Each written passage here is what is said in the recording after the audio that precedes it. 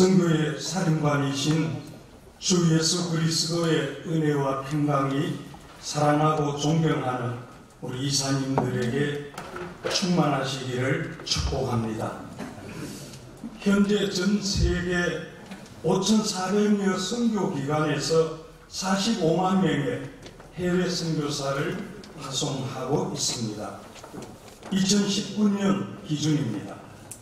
우리나라는 28,039명의 선교사를 파송했고 우리 GMS는 2,579명, 자녀들까지 포함하면 5,098명이 되어집니다. 이 대부분의 교단 선교와 선교단체가 이 선교사 후보생이 줄어드는 상황에서도 GMS는 지난 회기에도 예년과 같은 89명의 후보생들이 정기 선교사 훈련을 받았고 지역 단기 선교 훈련 LMTC는 무려 417명, OMTC 9명, SMTC 13명이 훈련을 받았습니다. 또한 79명이 장기 선교사로, 9명이 단기 선교사로, 7명이 복직 선교사로 전체 95명의 선교사를 파송하였습니다. 이는 매년 급격하게 늘어나고 있는 정년 은퇴자, 비자발적 철수, 한국교회 정체 등 환경으로 인한 선교사 사직 등 다양한 이유로 선교사의 수가 계속 감소하고 있는 추세에도 불구하고 선교사 훈련과 파송이 오히려 증가하고 있는 매우 고무적인 일이라고 할 수 있습니다. 특히 우리 총회는 설립시부터 성경이 말씀하는 사도행전적 교회로 시작하고 성장하는 은혜를 누렸습니다. 1907년 동로의 조직 후 다음날 선교하지 않으면 진정한 장로교회가 아니다라는 결의를 채택하고 모든 장로교회는 선교회이고 모든 장로교 교인들은 그 선교회의 평생 회원인 것을 확시시켰습니다. 1912년 9월 12일 총회가 조직되면서 그 감사와 감격으로 선교사 파송을 결의했고 개혁시나 선교시나 세계선교 토대 위에 한국 최대 교단으로 성장해 왔습니다. 성경대로 선교를 교회 본질로 우선하는 총회의 역량이고 GMS가 한국 최대 선교사 파송 선교회로 성장한 것은 선교 위에 쓰시고자 하시는 하나님의 섭리와 은혜이기 때문에 더욱 겸손하게 하나님께서 GMS를 통해서 하시고자 하시는 일을 순종으로 앞장서서 잘 섬겨가야 할 막중한 사명이 있습니다. 우리 GMS의 선교의 사역 표준은 신구약 성경과 웨스트민스터 신앙 고백, 헌법, 신조를 표준으로 하는 하나님 중심, 성경 중심, 교회 중심의 개혁주의 선교 정책을 지향하고 있습니다. 또 4대 중점 사역으로 미전도 종족 중심, 전략적 선교지 집중화, 팀 선교 활성화, 정교회의 선교 동력화에 매진을 하고 있습니다. 21회기, 22회기 시행하고 있는 주요 10대 비전은 성경적 선교 패러다임을 공고히 하고 교단 선교의 정체성을 확립하는 것입니다.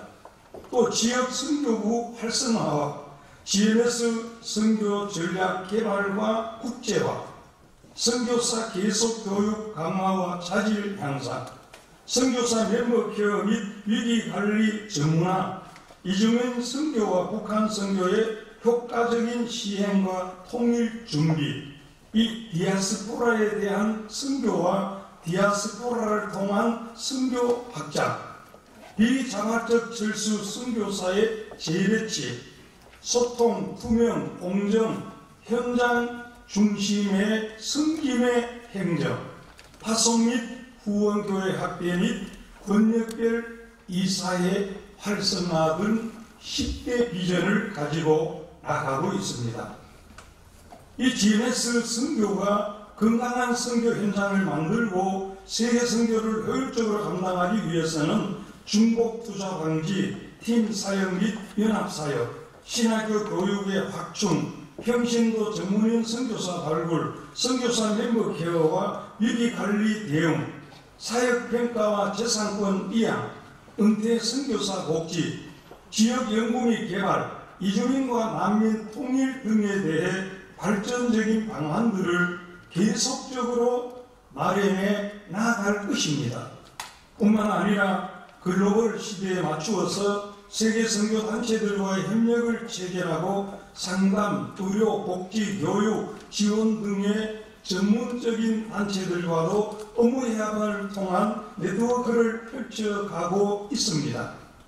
그리고 파송교회와 이사님들, 교회의 선교위원장님들을 위한 세미나를 개최하여 선교에 대한 이수와 정보들을 공유하면서 함께하는 선교의 동력화를 만들고 한국교회와 선교사들이 함께 네트워크를 만들어 선교 전략을 수립해 나가고 지역위원회와 지역선교부가 협력해서 각 지역별 선교사역 시스템을 더욱 구축해 나가고자 합니다. 존경하는 이사 목사님, 코비드19로 인하여 세계 선교가 총체적 위기를 맞이하고 있는 어려운 현실도 있지만 예수님께서 땅끝까지 복음이 전파된다고 하셨기 때문에 이미 이긴 전쟁을 수행하는 것이고 예수님의 지상 명령이기 때문에 땅끝까지 전파되는 그날까지 우리 모두가 더욱 정진해 주실 것을 부탁드립니다. 이번 GMS 정책 포럼이 22회기를 이어서 23회기, 24회기에도 본부와 교단의 모든 교회 그리고 선교사들 간에 서로 섬기고 기도하고 격려하면서 함께 세계 선교를 선도해 나가는 건강한 GMS를 만드는 플랫폼이 되기를 기대합니다. 우리 이사님들께서도 섬기시는 교회와 함께 GMS를 위해 더욱 기도해 주시고 협력해 주시기를 간곡히 부탁드립니다. 끝으로 이 본 포럼을 개최해 주신 우리 정책위원회 위원장 이승화 목사님과 특히 장소를 제공하며 물심양면으로 정성을 다해 섬겨주시는 우리 서문교회 선교국장님과 섬기는 모든 분들에게 다시 한번 깊은 감사와 존경의 마음을 표합니다. 감사합니다. 존경하고 축복합니다. GMS 이사장 김정은 목사였습니다.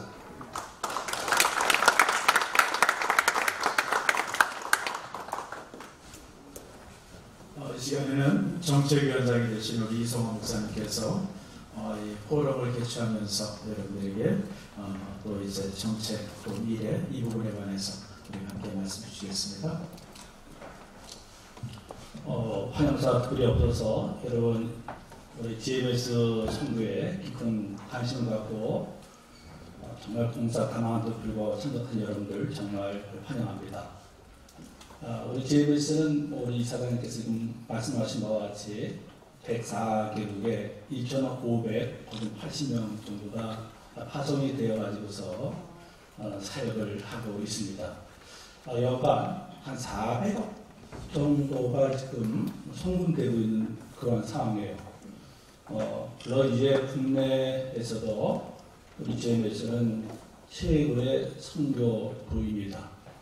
자, 문제는 뭐냐면은 이렇게 많은 GMS 우리 사들이 파송되어 있고 또 400억이라는 또 사실 거액이죠. 그런 돈이 지금 송금되어 있는 상태에서 우리가 우리의 선교를 다하고 있는가 하는 것은 한번 생각을 해봐야 됩니다. 군사가 많다고 해서 반드시 적과의 싸움에서 승리하는 것만 아닙니다. 거기에는 분명히 어떠한 정책 방향 그리고 전략이 필요하다라고 생각이 되어집니다. 그래서 이번 우리 정책 포럼은 이러한 그 정책과 방향 그리고 또 전략적인 부분에서 어떻게 우리가 새롭게 수험해야 되는가 하는 그런 생각을 가지고 이번에 전략회의를 갖게 되었습니다. 여러분 성도하는 분들이 많이 알고 계시겠지만서도 영대 칼럼 브라운이 자기의 저서 영국 기독교의 사망이라는 저서에서 영국 교회가 정말 해가 지지 않는 선교의 대국이라고 하지 않습니까? 그런데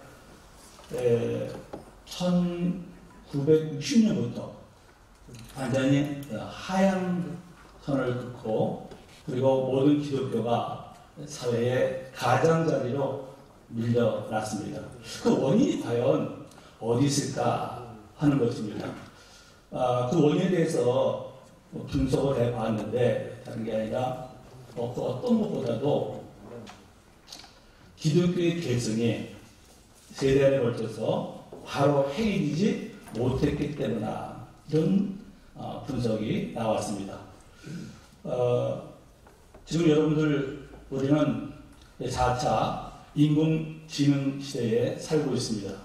정말 속도가 급변하는 그런 시대 속에서 과연 이제는 우리 선교는 또 어떻게 거기를 따라가야 될 것인가 그것들에 정말 큰 과제가 아닐 수가 없습니다. 저는 이런 생각을 합니다. 21세기에 리더는 어떤 사람이 될까 하는 겁니다. 그것은 인격과 비전과 그리고 또 시스템을 잘 진행시킬 수 있는 그런 사람이 되어야 되지 않을까라는 그런 생각을 합니다. 그래서 저는 이번에 이 정책 포럼을 통해서 오늘 발제자 그리고 또 응답자들 여러분들 책을 쓰기 위해서도 좀 많은 분량을 좀 보내달라고 했지만서도 이번에 특별히 이 발제를 부탁하신 분들에 대한 선교에 대한 정책에 또 교훈을 듣고 싶은 그런 마음이 있었어요. 그래서 부탁을 드렸는데 여러분들 이번 발제자 그리고 또 못지않게 응답자 여러분들의 정책을 통해서 우리 GMS 선교도 다시 한번 앞으로 우리가 이 4차 인공시대를 맞이해서 어떤 방향으로 또 어떤 정책을 가지고 나갈 것인가를 깊이 생각하면서 정말 우리 모두에게 고무적인 그런 아주 뜻깊은 이 정책의 시간이 될 수 있기를 주님의 이름으로 부탁합니다. 감사합니다.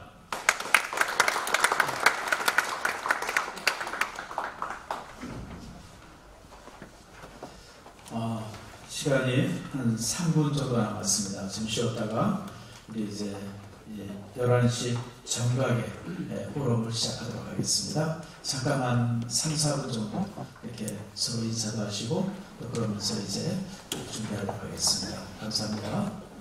하나님 감사합니다. 오늘도 복된 하루를 허락하시고 또 오늘도 하나님이 기뻐하시는 일 위해서 저희들이 모였습니다. 하나님께서 우리 종의 선교부를 통해서 지금까지 해온 일도 귀하지만 앞으로 정책 기운을 통해서 새롭게 모색하고 준비하는 정책 방향들이 아름답게 설정됨으로 인해서 효과적이고 또 효율적일 뿐만 아니라 하나님을 기뻐하는 선교가 될 수 있도록 역사에 주시옵소서. 준비해서 발제자들 발표하고 또 함께 응답하면서 유효한 전략들이 마련될 수 있도록 인도해 주시옵소서. 모든 과정 속에서 함께 하시고 은혜 베푸시고 인도해 주실 주님을 찬양하고 감사하고 예수님의 이름으로 기도하옵나이다. 아멘.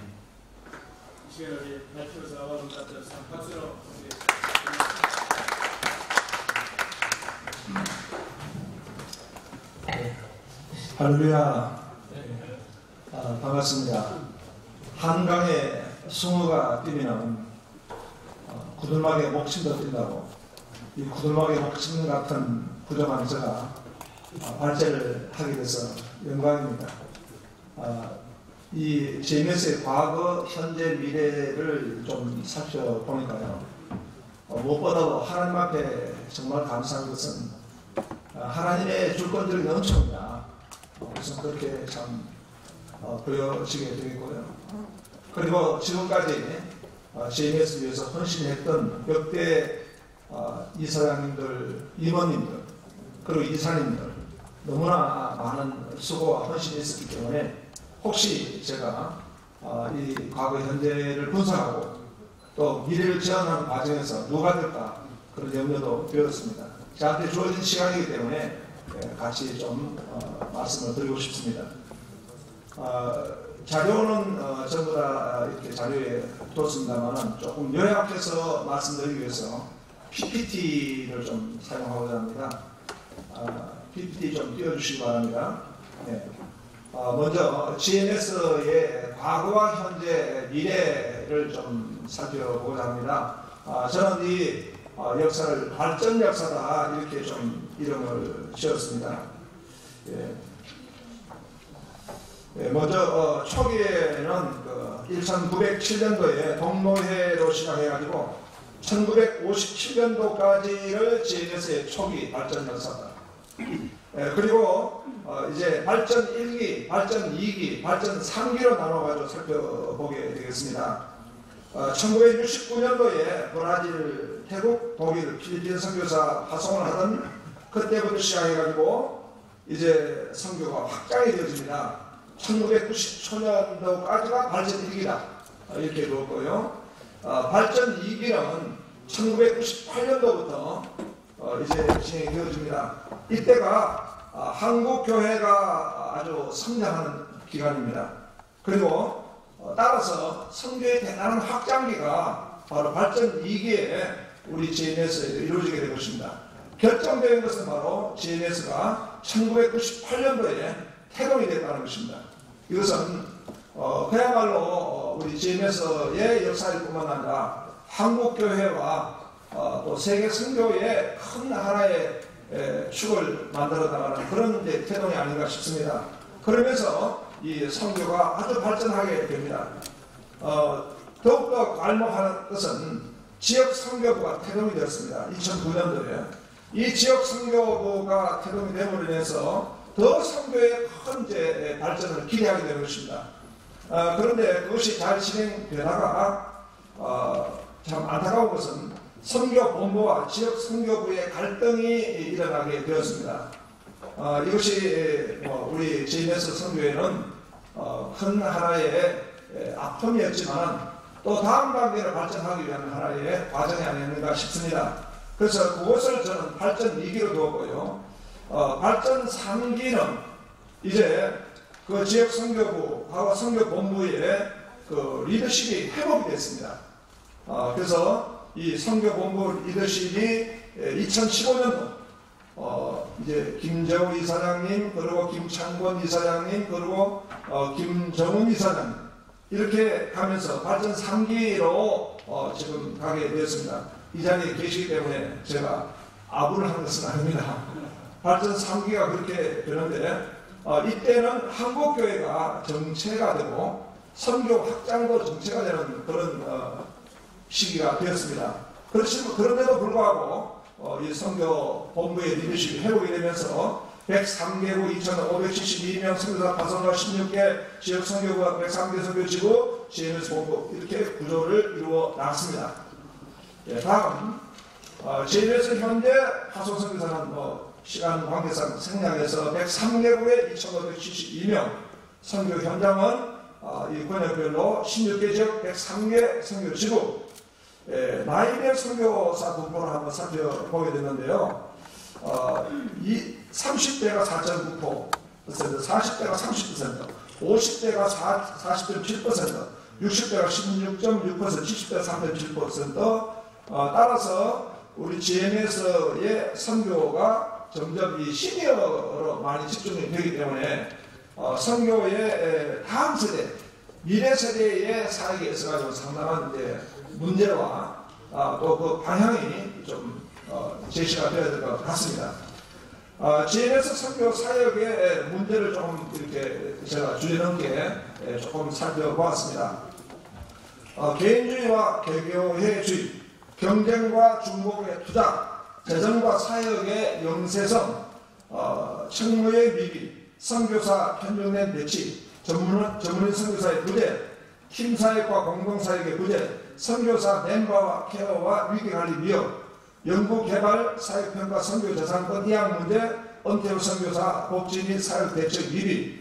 이 문제는 이미 우리 현 선교본부가 이 문제를 상당히 많이 감지해서 계속해서 개선해 나가고 있고 발전되어 가고 있는 부분입니다. 구태여 좀 문제를 좀 들어본다면 그렇게 말씀드릴 수 있겠습니다.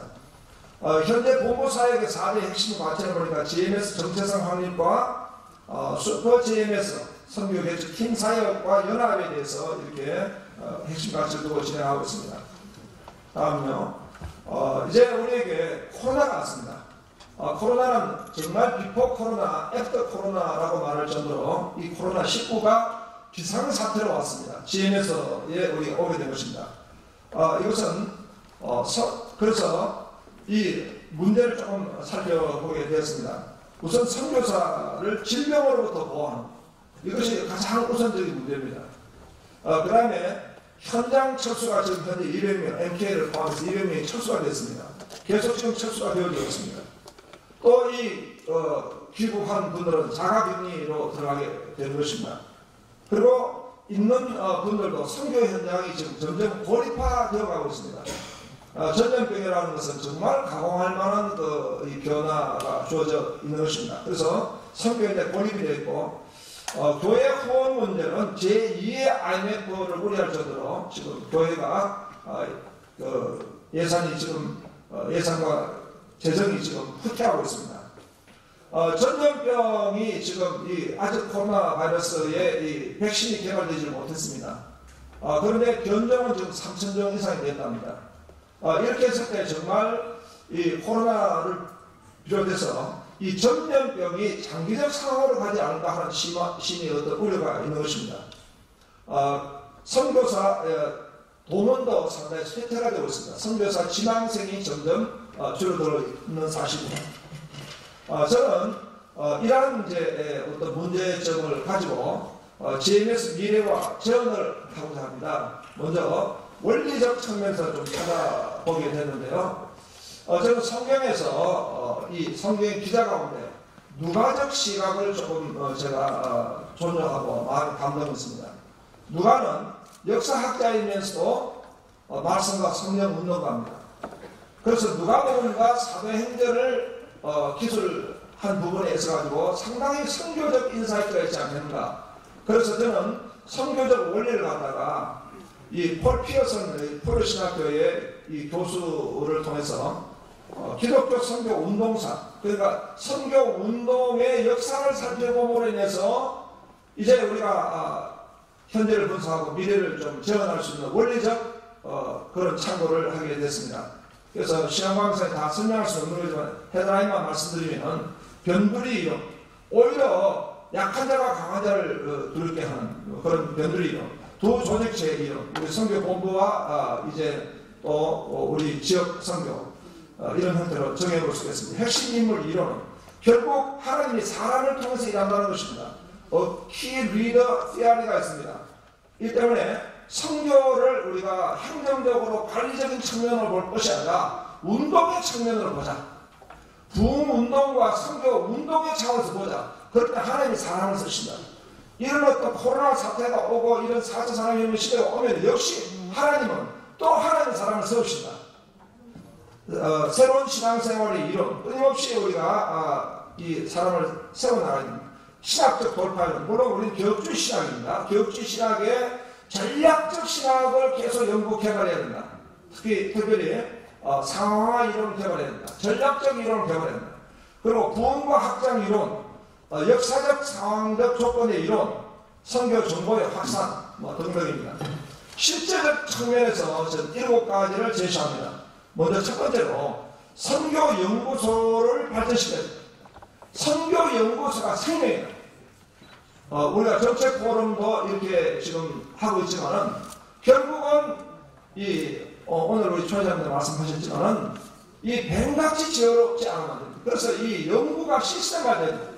저는 제안을 2가지 합니다. 선교 1연구소와 2연구소를 세웁니다. 1연구소는 전략 전문 연구소를 세우고 2연구소는 디지털 연구소를 세워야 된다는 것입니다. 최윤식 박사는 앞으로 5년 한국교회 이 선거가 난다. 10년 모든 것이 이제 자만하면 종말적 현상으로 가게 될 것이라고 그렇게 예언을 하게 됩니다. 그래서 우리가 이 러닝을 통한 플랫폼을 통한 활용한 개도국 선교가 된다.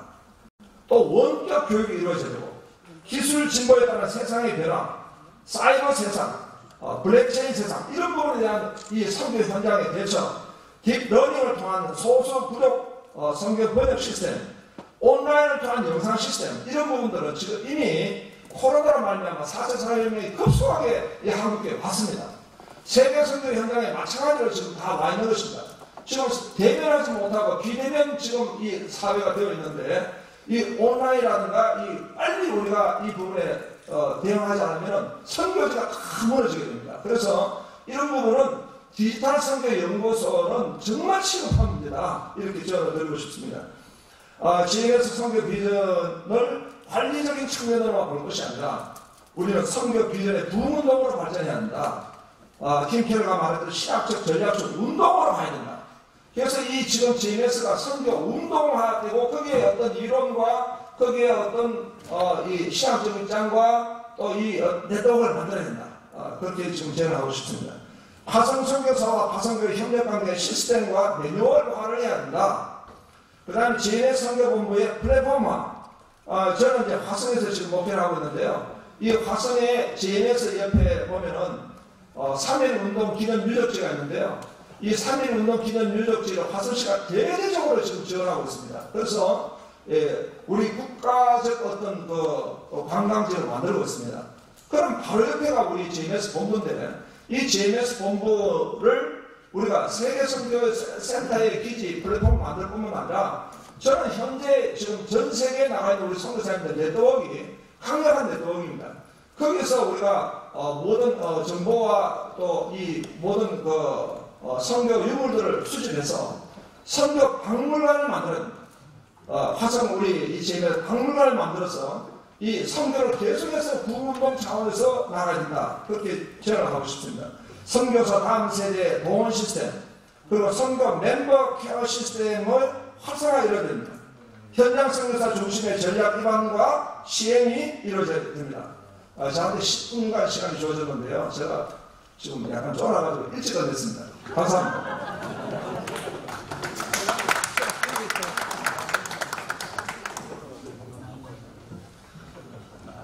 원승 목사님이 워낙 잘하셔서 제가 별로 응답할 일이 없을 것 같기도 합니다.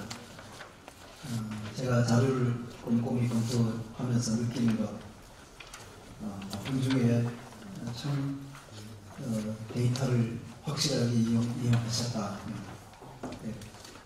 4차 산업시대에 대한 이야기를 언급하셨고요.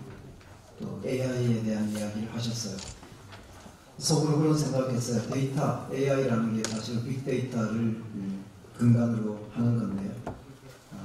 꼼꼼하게 GMS에 관한 과거의 자료들, 현재의 자료들을 잘 검토하셨다 하는 생각을 했습니다. 서두에 이런 이야기로 시작할 때 세상을 보는 역사적인 암묵이 있구나 그런 느낌을 받았어요. 뉴욕타임스의 칼럼니스트인 토마스 브리드만이 언급했던 A, B, C라는 말과 AC라는 말이 있습니다.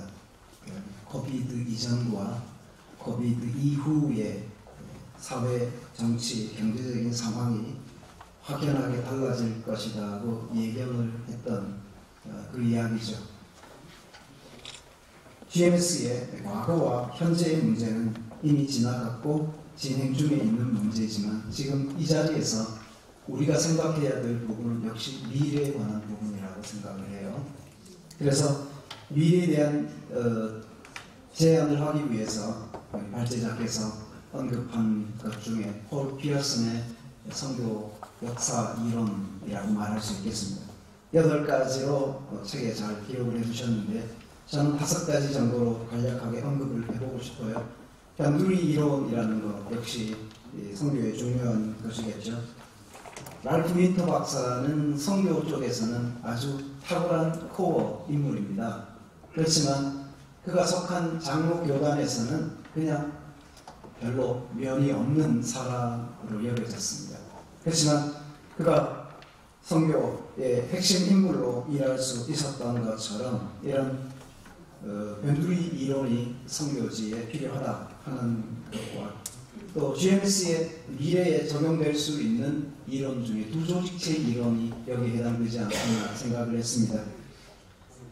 교회 조직과 선교단체 이 두 조직. 그런데 사실은 이 폴 피어스는 parachurch movement라는 것을 좋아하지 않았고요. 그런 어휘를 사용하지 않으려고 했어요. 오히려 하나님 나라가 확장되는 일에 총체적으로 두 조직체가 유기적인 관계를 맺으면서 사용되는 것이 옳다고 하는 입장 같습니다. 핵심 인물 이론이나 새로운 리더십 개발 이론이나 또 발제자가 중요하게 여긴 것 중에 하나가 새로운 상황 이론이라는 것이죠.